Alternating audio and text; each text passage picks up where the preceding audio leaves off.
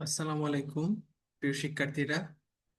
আজকে আমরা শিখব নতুন একটি বিষয়, সেটি হলো আইসিটি চ্যাপ্টার 1 এর সৃজনশীল প্রশ্ন ধরতে পারার কৌশল।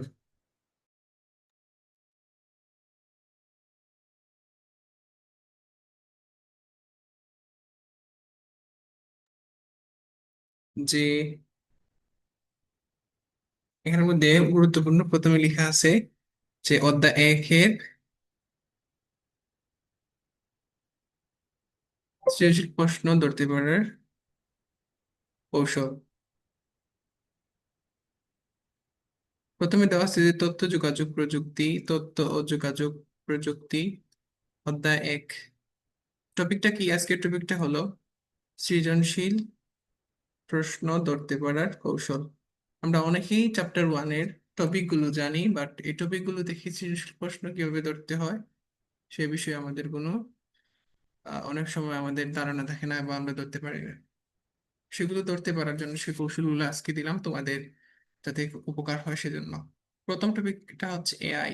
এআই বলতে বোঝায় আর্টিফিশিয়াল ইন্টেলিজেন্স, যাকে বাংলায় বলা হয় কৃত্রিম বুদ্ধিমত্তা। কি বলা হয়? কৃত্রিম কৃত্রিম বুদ্ধিমত্তা।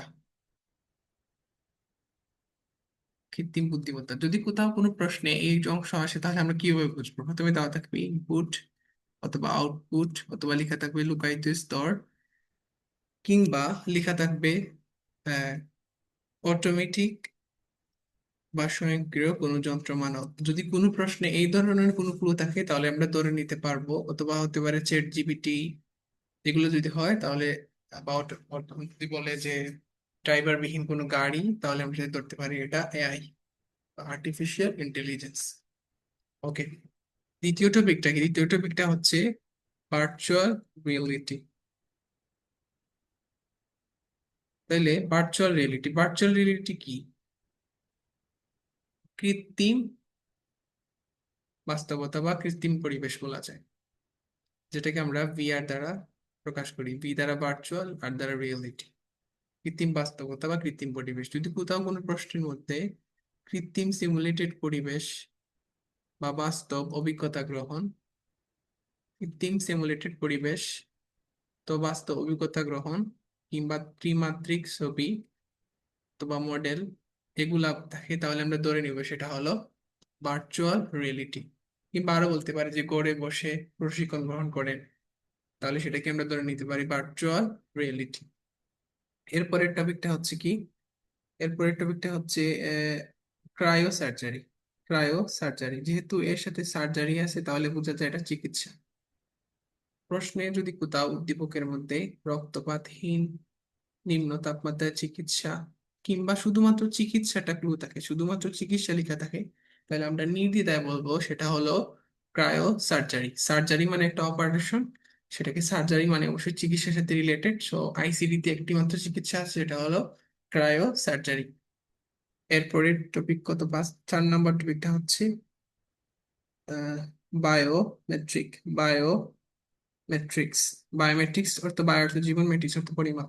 যদি কোথাও কোনো প্রশ্নের মধ্যে শনাক্ত করা, ডিএনএ টেস্ট, ফিঙ্গারপ্রিন্ট, কোনো কিছুর দিকে তাকানো, বা হাতের ছাপ, টাইপিং, সিগনেচার, এই ক্লুগুলো থাকে, তাহলে আমরা নির্দ্বিধায় বলবো সেটা হলো বায়োমেট্রিক্স। সেটা হলো কি? বায়ো সেটা হলো বায়োমেট্রিক্স। আচ্ছা, এখন আমরা চলে যাই আমাদের পরবর্তী পেজে। পরবর্তী পেজে কি আছে দেখি।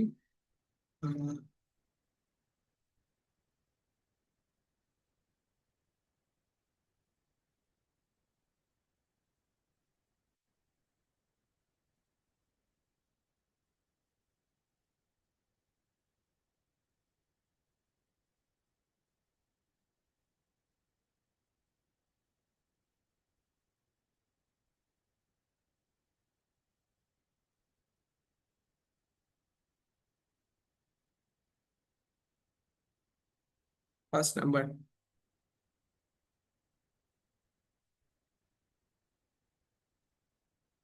5 নাম্বারটা কি আছে? 5 নাম্বারটা হচ্ছে আমাদের বায়ো ইনফরমেটিক্স। বায়োমেট্রিক্স এর মতোই অনেকটা, কিন্তু এটা একটু ডিফারেন্ট। সেটা হলো আইসিটি এবং বায়োলজি। আইসিটি এবং বায়োলজি এই দুইটা বিষয় যদি একসাথে আলোচনা করা হয়, কোথাও বায়োলজি জীববিজ্ঞান অথবা আইসিটি নিয়ে আলোচনা করা হয়, সেটাকে আমরা ধরবো বায়ো ইনফরমেটিক্স। এরপরেরটা হচ্ছে রোবোটিক্স। এরপরটা হচ্ছে রোবোটিক্স। কোথাও যদি আমাদের উদ্দীপকে দেওয়া থাকে অ্যাকচুয়েটর মানুষের বিকল্প হিসেবে থাকে, তাহলে যন্ত্র মানব এইগুলা বোঝালে আমরা বোঝাবো সেটা হলো রোবোটিক্স। সেটা হলো রোবোটিক্স।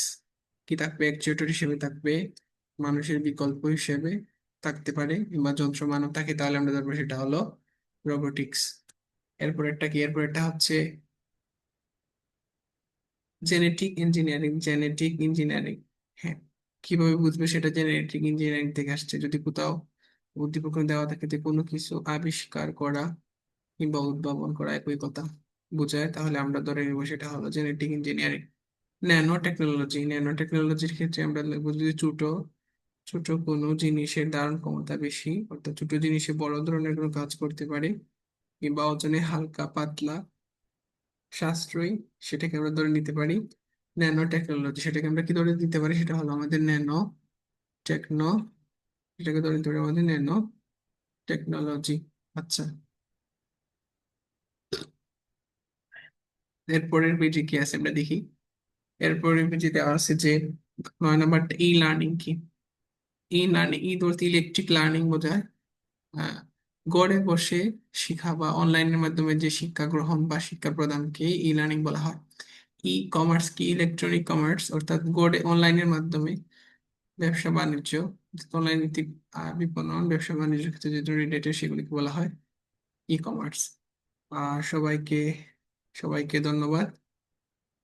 আবারও জানাই সবাইকে ধন্যবাদ যে দেখা হবে, সবার সাথে দেখা হবে ইনশাল্লাহ নেক্সট নেক্সট ক্লাসে।